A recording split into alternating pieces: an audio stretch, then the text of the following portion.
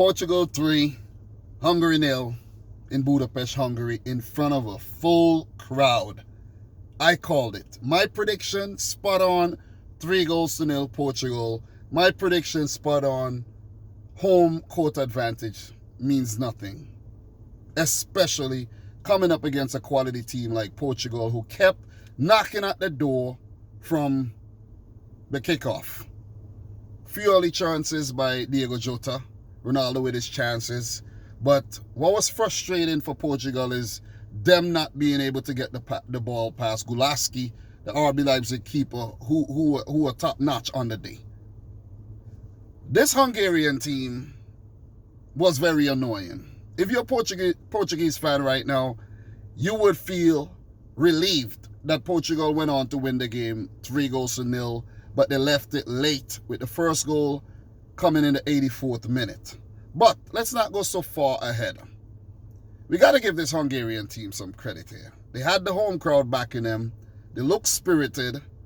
They were very, very pragmatic in their approach.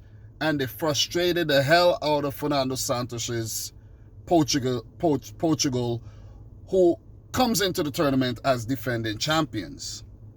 And these two teams were in the same group back in Euro 16. They played to a thrilling 3-3 draw. Hungary ended up topping the group, but Portugal went on to win the tournament, even though they weren't so pretty and they drew a lot of games. This is a better Portuguese team than the one in 2016. We all know this. This is a much better team. When you look at how stacked up this squad is, it's just simply unbelievable.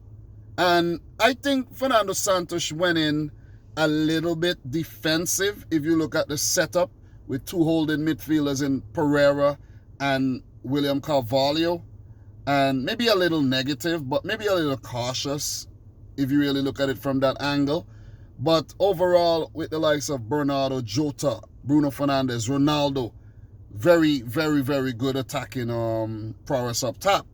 And we all expected Portugal to blow this Hungarian team out of the park, but they didn't for 84 minutes. And Hungary did get their chances in the second half. They even scored, but the goal was offside and everything.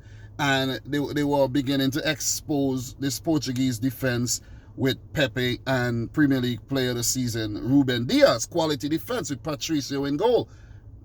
Experience upon experience. But I think this game changed when Fernando Santos actually refreshed this lineup, and he brought on Renato Sanchez, who was Young Player of the Season in the Young Player of the Tournament back in Euro 16, and Rafa Silva, who isn't many people's favorite player, but I always like Rafa Silva for his pace, and Rafa Silva came on and single-handedly changed this game.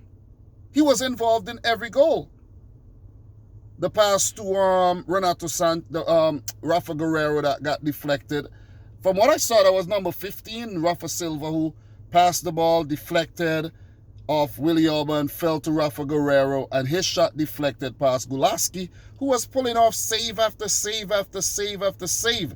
As I mentioned, Jota with a few chances, Ronaldo with a few chances. Maybe they should have scored, but they didn't, and Gulaski got in the way. And then in the second half, Pepe with a brilliant header early on in the second half, and Gulaski was there again, and then Bruno Fernandes with that shot from distance, Gulaski was there again. So it's not like if Portugal didn't create their chances and they didn't look good. They did a lot of things right. Let's not pretend like they didn't do a lot of things right. But Gulaski, he was always in the way. They weren't, in my opinion, Portugal, they weren't so wasteful like Spain were yesterday against Sweden. A very resilient Sweden.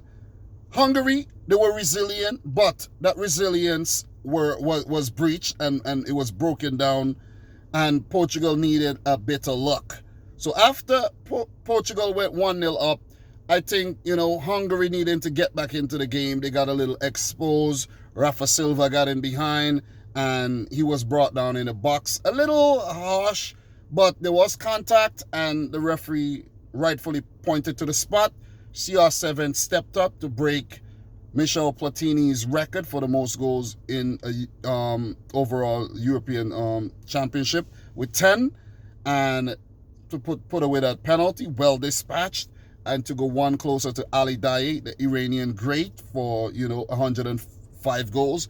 Ali Daei has 109, and then Rafa Silva and Cristiano Ronaldo linking up with a brilliant 1-2 in the end, and Ronaldo to go around the keeper, dispatch for his 106th international goal, and rightfully he is on course to be the world's greatest ever goal scorer. Ali Daei, sorry bro, your record it might get hunted down at this tournament the way Ronaldo is going right now, and he's up there in age, and he looks like he could play for another 3 years, right guys? Very, very fit man, and he was in the news for taking those Coke bottles off the table and replacing it with water, meaning that basically water is better for you than that sugary Coke drink. So you got to give it to Ronaldo for that. And in the end, it was a quality performance by Portugal. But not to take anything away from what Hungary did, I think it was very, very brave of the Magyars, who used to be a very, very great team back in the 1950s, 60s, when Ferenc Puskás was around. I think the stadium is named after him, the Ferenc Puskás Stadium, if I'm not mistaken. And they look good. I think they could actually cause an upset in this group. They almost did against Portugal, but it wasn't to be, wasn't their day. They have to brush it off again and come harder next time when they face Germany and France. As for Portugal, they start the tournament off the right way. A big 3 points in the group of death. If Portugal got 1 point from this game or didn't get any points, it would have really complicated things for the defending champions.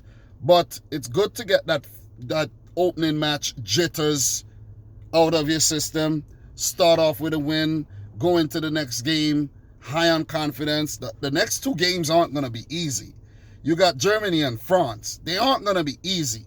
And Portugal would need a psychological advantage going into this game, the next game, especially since France and Germany play today, and one of those teams are going to come into that Portugal game low on confidence or needing something, coming in that game under pressure. So guys, I'm just on my way home from work. I was watching this game while I was at work and then on my way. So I figured I'll just give you a quick reaction to the match. I will be live later to do a roundup of both games. And I appreciate all the new subscribers. Appreciate everybody who has been liking the video, sharing the video, showing the channel love and support. So we'll continue my Euro 2020 coverage.